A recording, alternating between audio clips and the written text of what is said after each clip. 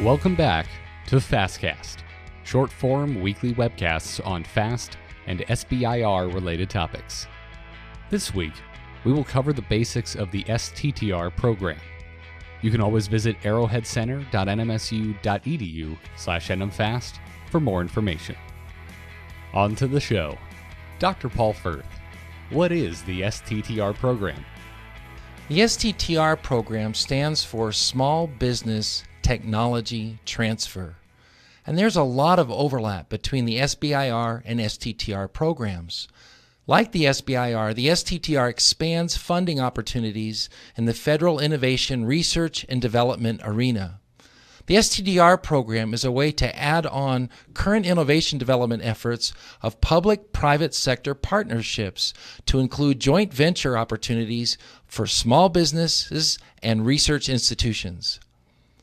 Like the SBIR program, the mission of the STTR program is to support scientific excellence and technological innovation through the investment of federal research funds in critical American priorities to build a strong national economy.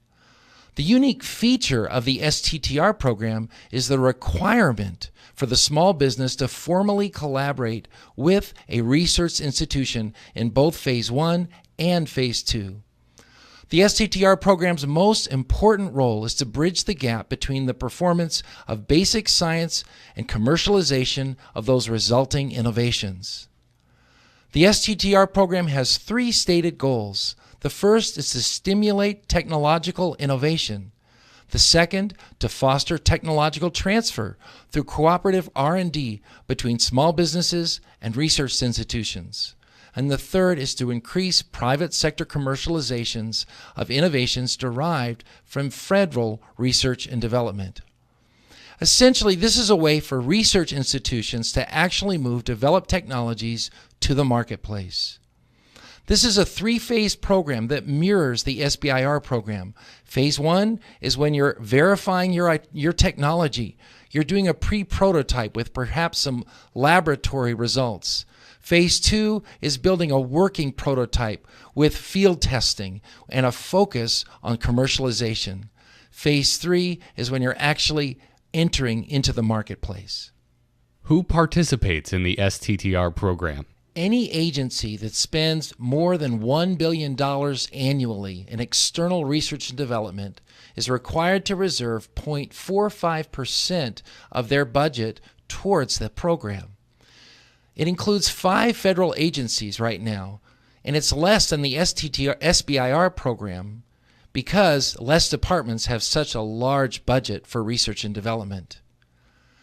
There's different funding schedules depending on agencies. Some fund only annually, such as NASA. Department of Energy and National Science Foundation fund on a semi-annual basis, whereas Department of Defense and National Institutes of Health, they fund more often than twice a year.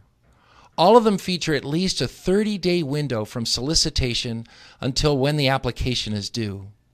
And all of these agencies offer webinars that dive into the very specific requirements for their agency. Who can participate?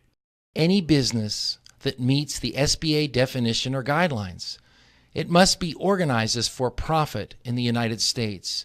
It has to have 500 or fewer employees, including affiliates. The work must be done right here in the United States, and greater than 50% must be U.S. owned by individuals and independently operated with some exceptions.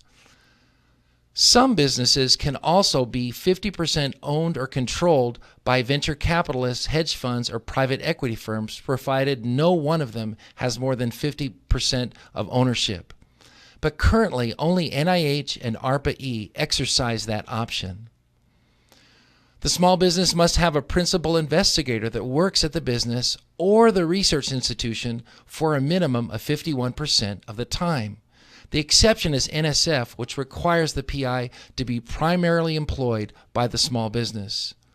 The PI has to have the appropriate expertise to oversee the project scientifically and technically. And for purposes of the STTR program, personnel obtained through a professional employer organization or other similar personnel leasing company may be considered employees of the awardee.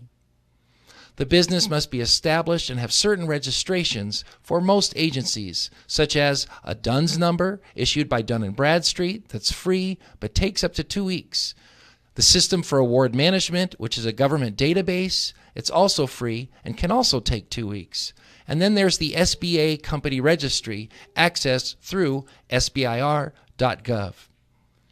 Also, the research institutions have to satisfy the following. It has to have a place of business located in the United States. It needs to operate primarily within the United States or make a significant contribution to the U.S. economy through payment of taxes or use of American products, materials, or labor. And it must be a nonprofit institution as defined in Section 4.5 of the Stevenson-Whittler Technology Innovation Act of 1980 that is owned and operated exclusively for scientific or educational purposes. A federally funded R&D center as identified by the National Science Foundation in accordance with a government-wide federal acquisition regulation. Well, what does that mean for New Mexico? It includes 3 higher education institutions: New Mexico State University, University of New Mexico Technology, for example. It includes research labs, Sandia National Laboratory, Los Alamos, and other organizations such as community organizations, which are primarily for performing scientific research or educational outreach.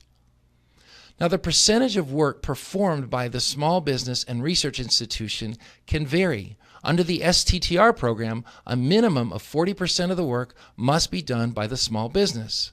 A minimum of 30% of the work must be done by the research institution. And that gives 30% of the work that could be divided among the 2 partners or could be used to engage other partners. Keep in mind that only a small business can apply for an STTR award. The research institution is engaged as a subcontractor to the small business. Even in the case where the small business is only performing 40% of the effort, it is expected that the small business would completely manage the overall project. What is required? First, you have to meet all the guidelines as dictated by the Small Business Administration to be considered a small business. Then you have to develop a proposal that meets the stated requirements of the agency that you're submitting to. And this will be covered in greater detail in future casts when we look at each agency. And there are strict guidelines for participating. If you don't meet the guidelines of the proposal, it may be returned without review. Finally, you're looking at technologies that hold commercial viability as well as have technical merit. This program is meant to be a feeder program that moves innovations and technologies from research institutions to the market through small business leadership. Thank you again, Dr. Firth, for your time. If you're looking for more information, visit ArrowheadCenter.nmsu.edu/nmfast. Next time on FastCast, what are the phases of the SBIR/STTR program?